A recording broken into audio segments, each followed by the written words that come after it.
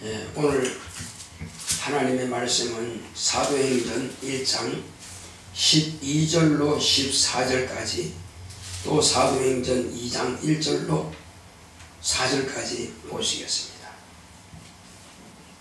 제자들이 감람원이라 하는 산으로부터 예루살렘에 돌아오니 이 산은 예루살렘에서 가까워 안식일에 가기 알맞은 길이라.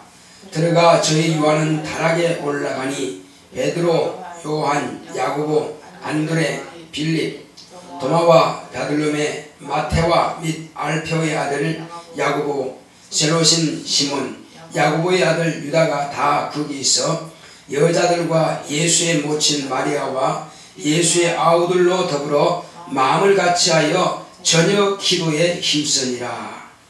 2장 1절부터 4절까지. 오순절날이 이미 이름에 저희가 다같이 한 곳에 모였더니 호련히 하늘로부터 급하고 강한 바람같은 소리가 있어 저희 앉은 온 집에 가득하며 불의 혀같이 갈라지는 것이 저희에게 보여 각 사람 위에 임하여 있더니 저희가 다 성령의 충만함을 받고 성령의 말하게 하심을 따라 다른 방언으로 말하기를 시작하니라. 아멘. 오늘 하나님의 말씀의 요약을 보겠습니다. 제목부터 시작. 하나님께서 쓰시도록 기도하자. 하나님은 성삼위로 일하십니다. 아버지는 뜻을 작정하시고 아들은 뜻을 시행하시고 성령은 뜻을 보존하신다. 구약의 성령은 택하신 종들을 통해 일하시고 신약의 성령은 구원받은 자녀들을 통해 일하신다. 최초의 성령을 모신 분은 예수님이시다. 예수님의 공생에는 성령과 함께 일하셨다. 예수님께서 성령을 받으라 하셨으니 성령으로 않고는 예수를 주시라 할 수 없다. 구약의 성령은 오실 메시아에 대해 예언하셨고 신약의 성령은 오신 예수 그리스도와 다시 오실 예수 그리스도에 대해 가르치신다. 예수께서 제자들에게 내가 아버지께 가야 하리니 내가 가면 또 다른 보혜사를 아버지께 받아 너에게 보내리니 그가 오시면 내게 들은 것을 가르치시고 생각나게 하시리라.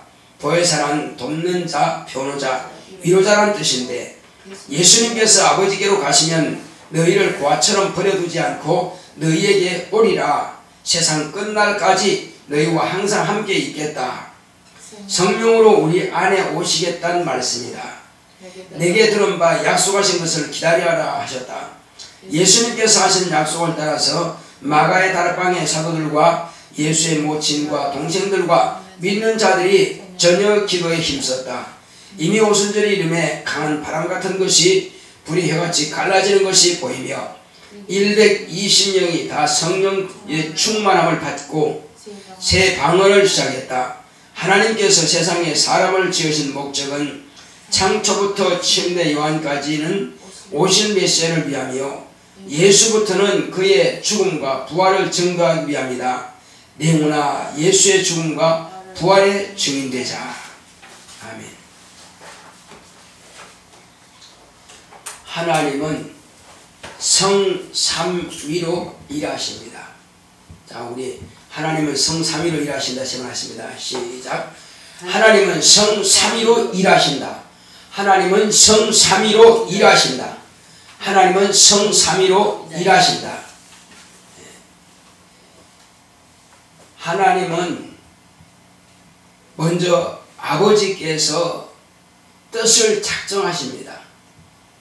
뜻을 정하신 그대로 하나님의 아들이 아버지 품 안에 계실 때에는 창조자가 되셔서 하늘의 영계와 우리가 살고 있는 이 물질계를 다 그분이 지으셨습니다. 그리고 때가 찬 경륜을 따라서 지금으로부터 약 2000년 전에 예수님께서는 여자의 몸을 통해서 동정녀 마리아의 몸을 통해서 그는 베들레헴이라는 하나님께서 정하신 선자들의 글에 기록된 대로 그분은 나신 겁니다. 인간도 적어도 아무리 추한 방일지라도 방에서 아이를 낳지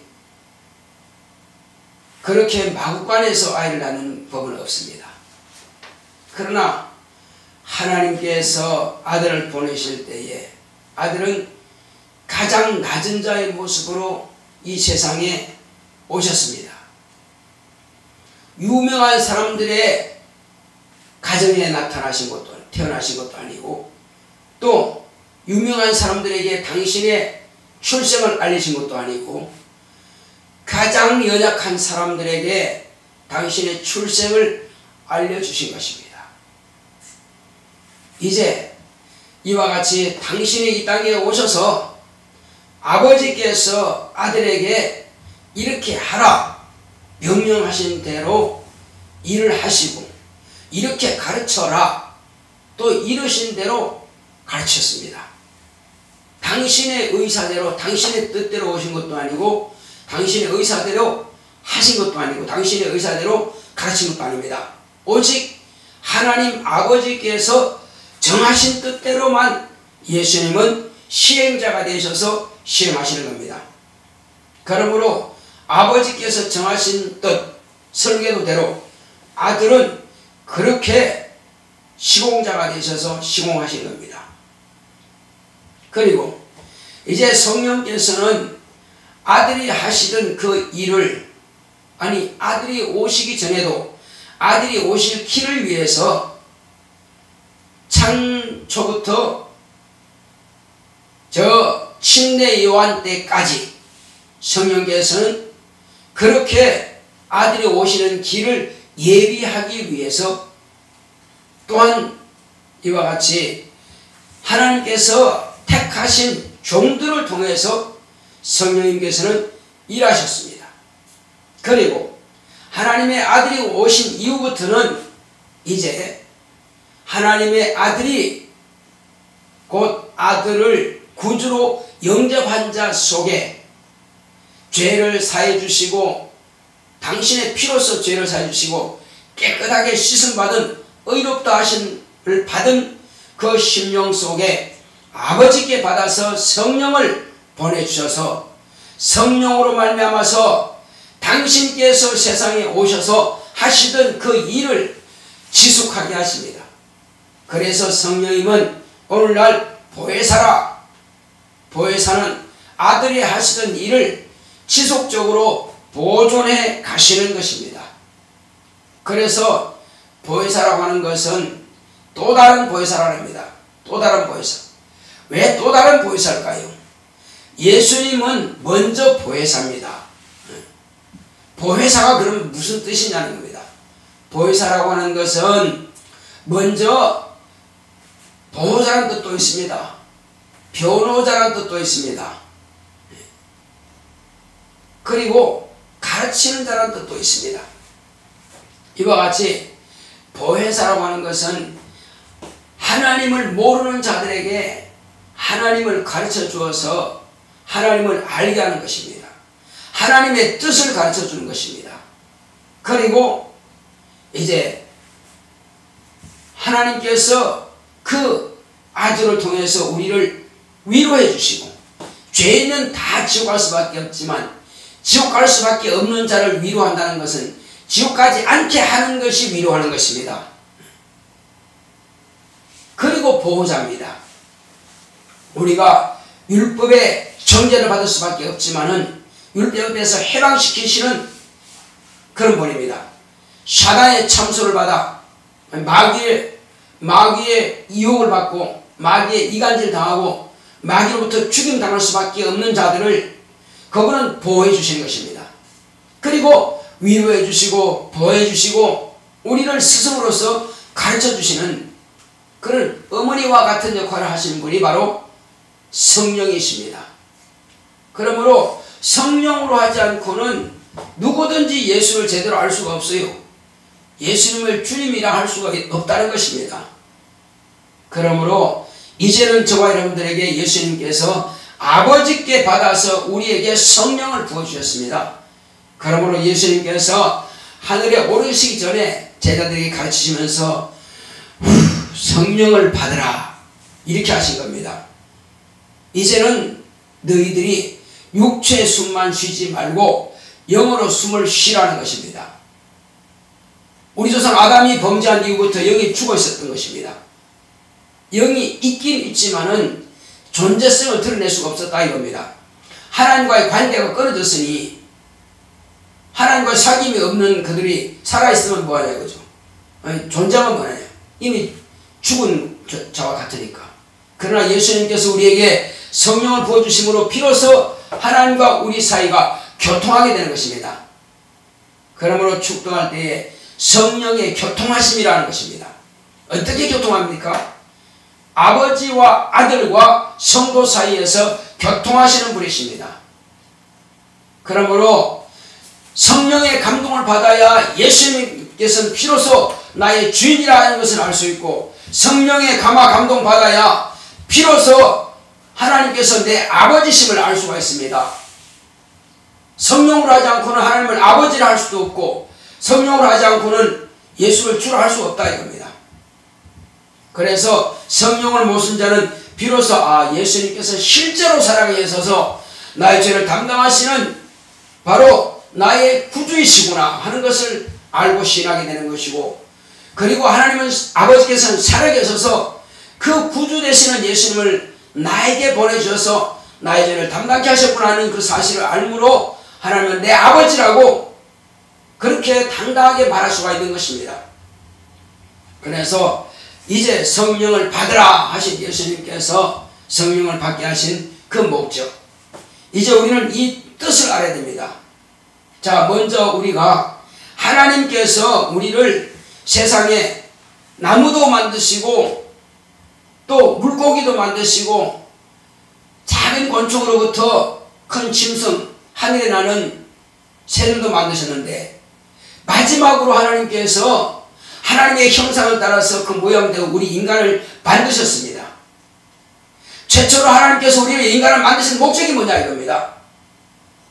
그래서 우리는 내가 지금 인간이 왜 세상에 살아야만 되느냐, 하나님께서 인간을 만드신 목적이 뭐냐, 그 하나님께서 인간을 만드신 뜻대로 목적대로 사는 것이 인간의 참다운 가치라 이겁니다.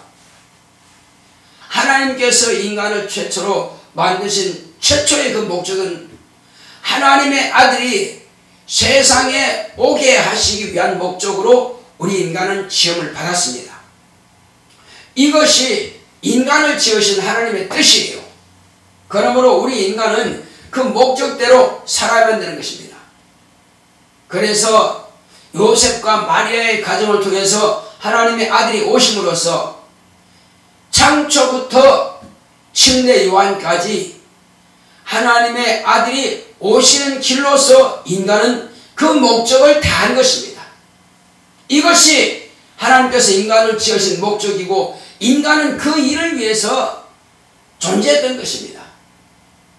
자, 그러나 침례 요한 이후부터 예수님이 말씀하시는 것을 보면은 천국은 침례 요한 이후부터는 침노하는 자가 빼앗는다고 말씀하고 있습니다. 그리고 이제 그 이유를 다 말씀해 주십니다. 자, 여자가 낳은 자 중에 침례 요한보다 큰 자가 없다 이렇게 말씀하십니다.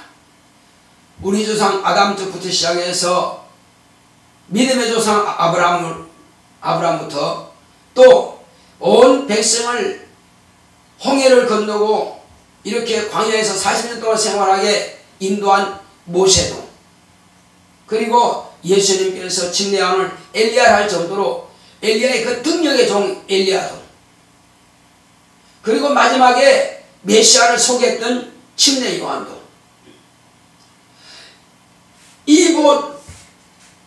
이 중에서 가장 큰 자가 바로 침례 요한이 겁니다. 그런데 이제는 침례 요한도 저 하늘나라에서는 지극히 작은 자보다도 못하다는 것입니다. 이게 무슨 말입니까?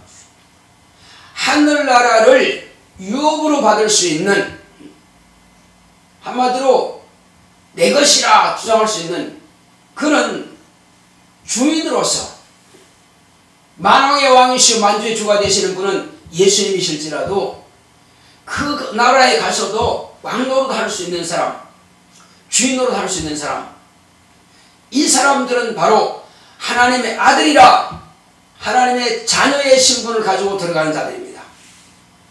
아무리 못난 자라 할지라도 침례 요한보다는 낫다는 것입니다.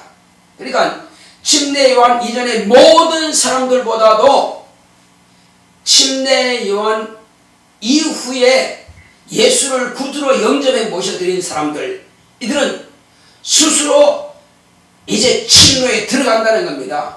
그전에는 대표자를 통해서 구원받고 대표자를 통해서 그 나라가 멸망당하는 그런 대표자 시대였으나 이제는 대표자가 구원하는 것이 아니라 각자의 믿음으로 구원을 받는 것입니다.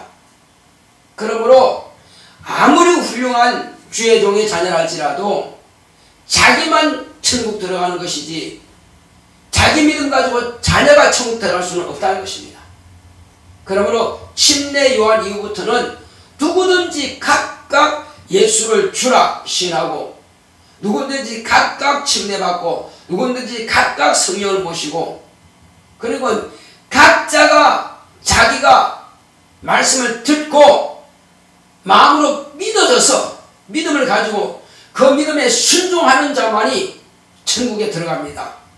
이 사람들을 하나님께서는 아버지께서는 아들의 피를 통해서 깨끗하게 씻어주시고 그리고 이제부터는 너는 내 아들이라 내가 너를 낳았다 이렇게 말씀하시는 것입니다. 무엇으로 낳았습니까? 성령으로 낳은 겁니다.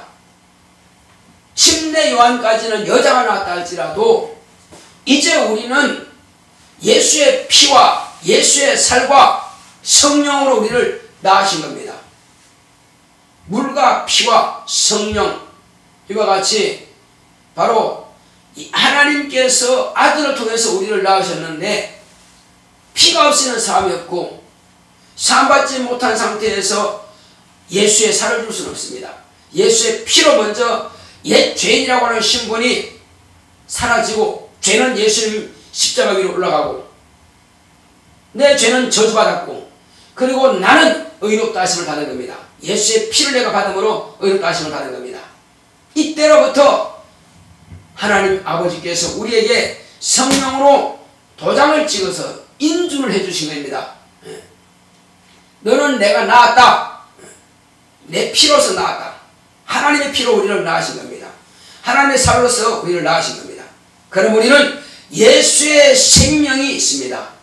나 영혼에는 예수의 생명이 있습니다. 여러분들의 영혼에는 예수의 생명이 있습니다. 그 생명이 있기 때문에 하나님의 자녀가 되는 것이지 그냥 호적에 올리니까 뭐 양자를 들여서 내가 아이 못 낳았으니까 그냥 우리 동생이나 형의 아들을 데려다가 양자로 삼은 호적에 올린 그런 신분이 아니라 이겁니다. 우리의 신분은 하늘로 낳은 겁니다. 따라하시면 나는 하늘로 낳았다. 나는 하나님께서 나를 낳으셨다. 그러므로 자녀라 이겁니다. 우리는 네 아들을 내가 삼겠다가 아니라 하나님께서 나를 낳으셨기 때문에 나는 당당하게 하나님께서 나를 낳으셨다고 말할 수 있는 것입니다. 그러므로 육체의 부모로부터 한번 낳았지만은 이제 우리는 육체가 부모가 아닌 하나님 아버지께서 나를 낳으신 것입니다. 무엇으로? 하나님의 피로서 하나님의 살로서 우리를 낳으신 겁니다. 그러므로 우리는 영원한 나라에서 하나님의 아들로서 당당하게 주인으로 나는 것입니다. 자, 그래서 침례 요한까지는 하나님의 아들이 오시는 길로서 우리 인간은 존재할 가치가 있었지만은 이제 이후부터는 우리는 적어도 하나님의 자녀로서 아버지를 아버지라고 부르며 아버지를 섬기는 그런 자녀의 모습으로 우리는 살기 위해서 존재하는 겁니다. 그리고 마땅히 아버지께서 아들을 보내주신 그 뜻을 온 세상 사람들에게 우리가 변호하고 그 사실을 증거하라는 것입니다. 누가 보낸 분을 증거하라고요? 하나님 아버지께서 보내신 분을 증거하라는 것입니다. 이는 아버지께 영광을 돌리는 것입니다. 할렐루야. 영광은 아버지께서 받으시는 거예요. 예수님께서도 그가 비록 하나님이시고 하나님의 아들이실지라도 이 땅에 오셔서 아버지의 뜻 앞에서는 목숨을 내놓으신 겁니다. 아버지의 뜻 앞에서는 무조건 목숨을 내놓고 내 뜻대로 마옵시고 아버지 뜻대로 되게 합니다. 그래서 목숨을 내놓고 죽임 당하신 겁니다. 아버지 뜻 앞에서는 무조건 목적입니다. 어떤 변명도 어떤 이유도 되면 안 되는 것입니다. 오직 아버지의 뜻은 우리에게 아들을 내어주시기까지 우리를 사랑하신 그 사랑이 있는 것입니다.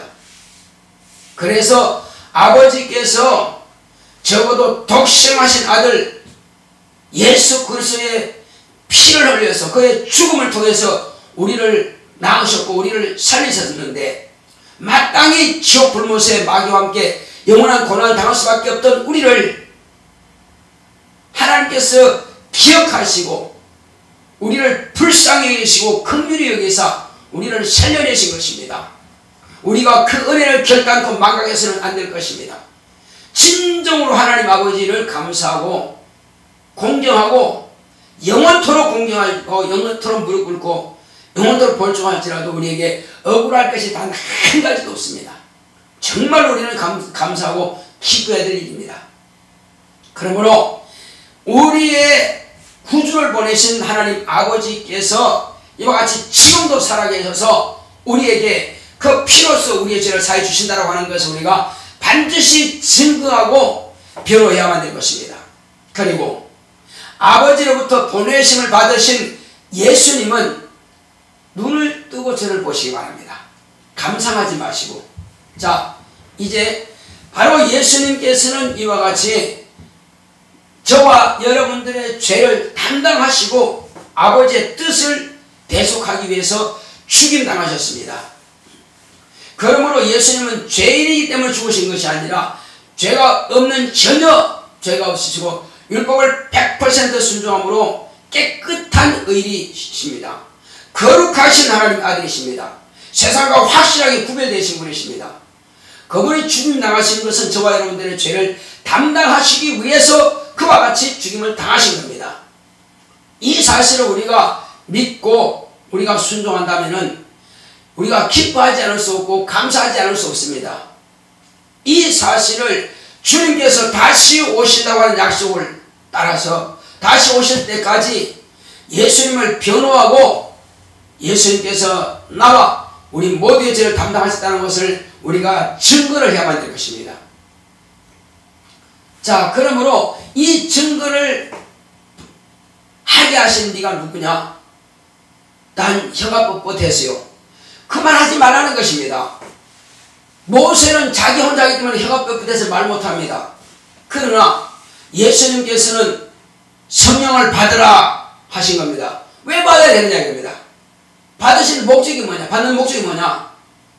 먼저는 최초로 성령을 모신 분은 예수님이시고 예수님도 성령의 이끌림을 받았습니다. 성령의 몰아내심을 받아서 그는 아버지를 세상에 나타내고 아버지를 증거하셨습니다.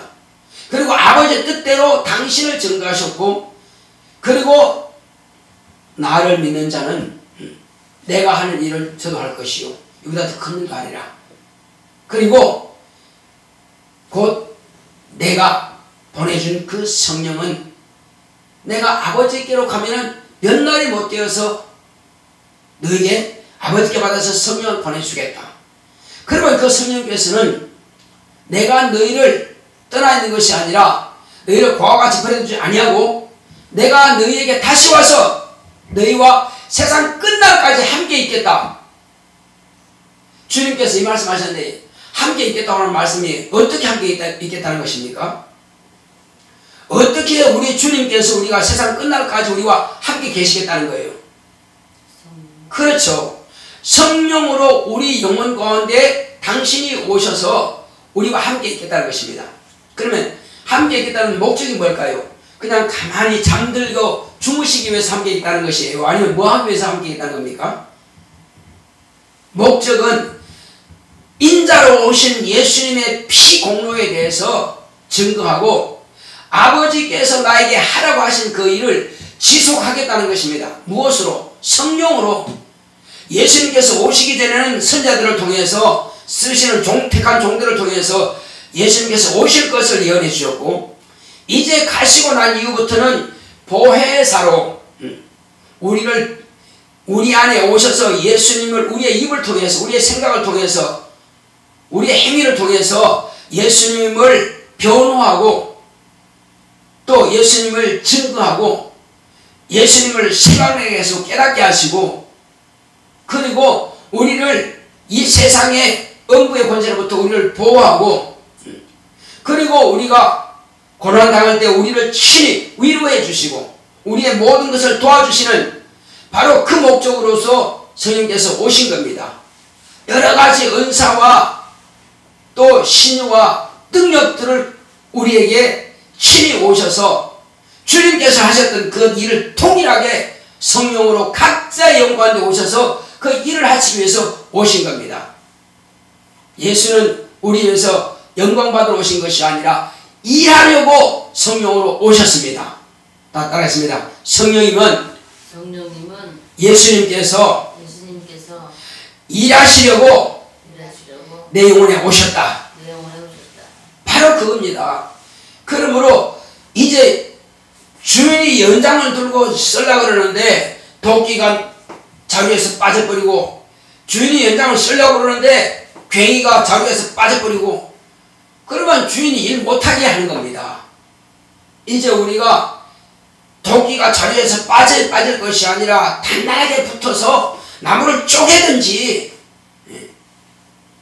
또 괭이가 그 자루에 단단히 붙어서 주인이 땅을 팔 때는 땅을 파든지, 이렇게 주인의 손에 붙잡혀서 쓰임 받아야 되는데, 이 쓰임 받으려면 뭘 해야 돼요? 날카롭게 갈아져야지. 도끼가 무디면 주인이 힘들잖아요, 그죠? 우리가 무디다고 하는 것은요, 성경도 보지도 않고 순종도 하지도 않고 예배에 관심도 없고 기도도 안 하고, 그러면 내가 뭐가 무뎌져요?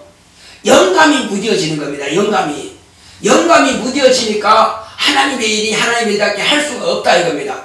무딘 연장은 주님이 어떻게 쓰시겠냐 입니다. 이빨 다 빠진 그 도끼 가지고 아무리 쪼개면 나무 쪼개지겠어요?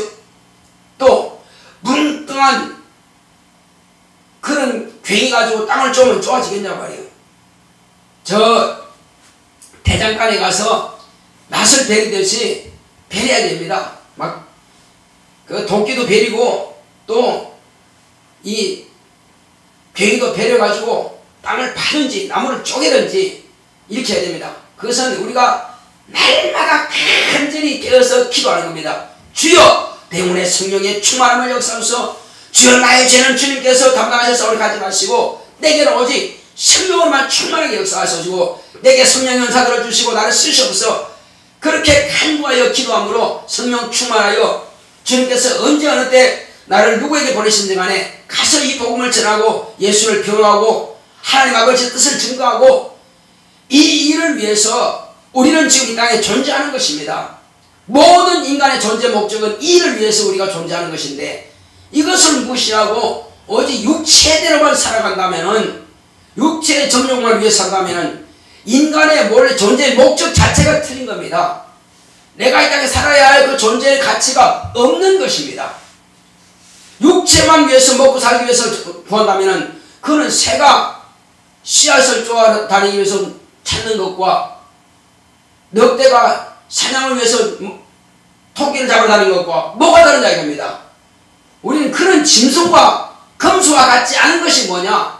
우리는 영적인 사람이기 때문에 자신의 영혼이 주님의 손에 잡혀서 쓰임받는 존재가 되어야 비로소 내 가치가 있는 것입니다. 나의 가치를 내 가치대로, 인간은 인간의 가치대로 쓰임받는 것입니다. 그래서 하나님께서 나를 쓰시도록 우리는 날마다 깨어있어 기도해야 될 것입니다. 오늘 이 사도행전을 보게 되면은 14절 한번 보겠습니다. 1장 14절 시작.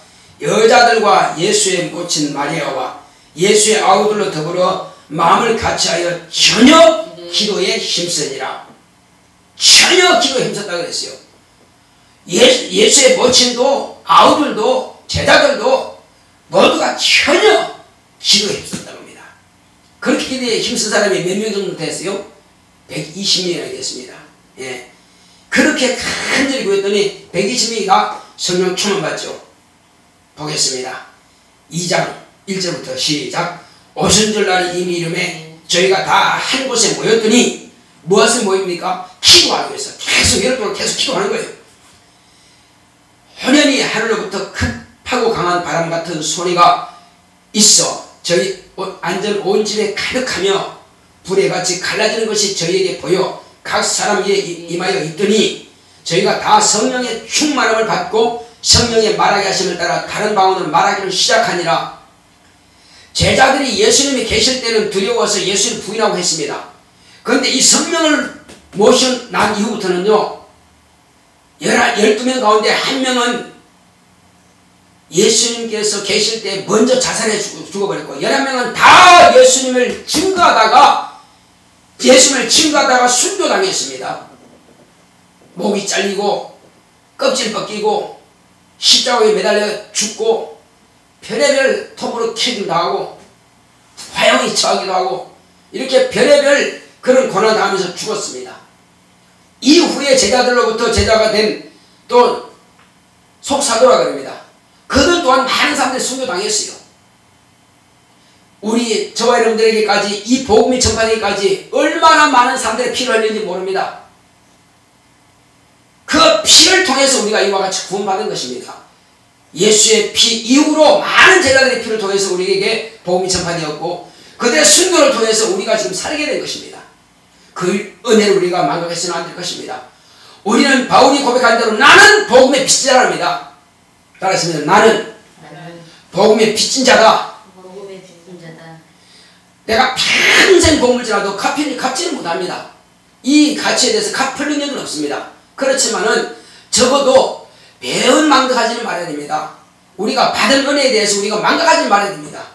그래서 망각하지 않기 위해서는 이 복음을 증거할 때에 하늘에는 큰 멸류관과 상이 있겠지만은 이 땅에서는 능력과 지혜와 영감과 그런 신으로 우리에게 공급해서 더 일을 잘 감당할 수 있는 그런 도구를 우리에게 주신다는 겁니다. 은사를 주신다는 것입니다.